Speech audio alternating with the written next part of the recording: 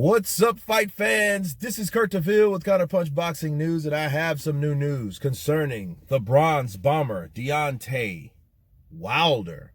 Deontay Wilder says that he will not be satisfied until he knocks Fury out.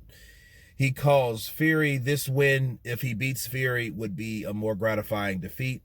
He thinks that Fury is a breath of fresh air due to the fact that he speaks his mind. He says whatever he feels like saying at the time. He says that Tyson Fury is crazy. You don't really know what you're going to get out of Tyson Fury. He also says that because of the controversial decision, he's not satisfied until he knocks him out. Of course, we know what Tyson Fury said on his own accord, on his behalf, and he's looking for a knockout as well. So this means wonderful, perfect. So this is what we have to look forward to. We have two guys that want to knock each other out, that vow to knock each other out. Now with Deontay Wilder, that's his protocol, okay? Normal protocol is to go in there and find a way to land that right hand to put you out. And Fury, not so much. This is new about Fury. He's dropped a lot of trainers. And since he's stopped a lot of stopped doing the same things, he's trying new things. He's trying to put his recipe and prepare himself to knock out Wilder. And this fight is a fight that will be very, very interesting. There's no guys that are running from each other. Tyson Fury is vowed to knock out Deontay Wilder in 2 rounds. Deontay Wilder destined, or he's just hell bent on knocking out Fury. And this is me counterpunching this. And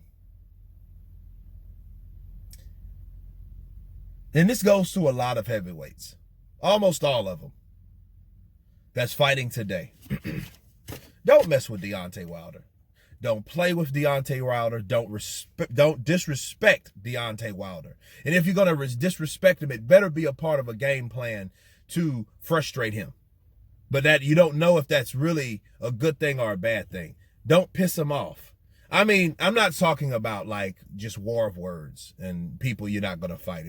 If people don't really intend to fighting him or wanting a fight with Wilder, I'm not talking about you. I'm talking about the people that's actually getting in the ring. You know, I'm talking about all the guys that got knocked out and all the guys that are going to fight Deontay Wilder realistically into the future. Maybe Adam Kalnaki or a rematch with Dominic Brazil, or somebody like that. Or a rematch with Fury. Hopefully Fury knows what he made the mistake in last time. But then again, hopefully Deontay Wilder knows what he made the mistake at last time. Tyson Fury did give a lot of respect to Deontay Wilder in saying he was more calm in his last 2 fights. We don't know how really calm he was in the Brazil fight because it didn't last long enough. But we definitely got to see how his response, how his body language was in the Ortiz rematch. So, don't mess with Wilder, because the moment you think you got Wilder figured out, which more than likely you do, it's what you underestimate. People underestimate this. They go in there and they play with Wilder and they think it's easy. And man, this is easy. I can outbox Wilder. See, oh man, he doesn't even hook off the jab. He doesn't set no traps. He doesn't do this. He doesn't do that too well. Okay. Then what happens? They start letting their guard down, right? They start disrespecting the punching power. Ortiz, perfect example. If you look at Ortiz had his hands down to his side, and he was jabbing from his waist, okay? He was jabbing from his waist. And the thing I want to point out is Ortiz stopped respecting Wilder as soon as the first 6 rounds went by. He got knocked out in the end of the 7th. I mean, the ass end of the 7th. Very, very end of the 7th. He got knocked out. Boom. Okay. Now, if he would have got up, it would have been a different story. And you know what? Possibly it would have been another Wilder Fury. Because you seen one guy getting outboxed and then he get dropped a couple times. And then you're like, okay, well, who won? right? But that it didn't go to that because he didn't beat the count. He got knocked out. But why did he get knocked out? Because he got hit. Well, why did he get hit? He got hit because he didn't respect the speed and the intentions of Deontay Wilder. Don't fuck with him. Like, people need to understand, with Wilder, you cannot play with Deontay Wilder. You don't play with him. You know, you think it's funny that he lacks this and lacks that until he hits you and knocks your fucking head off. And that's what happens. People don't understand. Like Tyson Fury said something that made a lot of sense. Numbers don't lie. You think all those guys that got knocked out by Wilder, maybe minus Malik Scott, but the rest of the guys that got hit, do you think half of those guys thought to themselves like, man, this dude ain't all that. He looks like a basketball. Bow! And there you go, right? And next thing you know, you're waking up, you're getting off the canvas.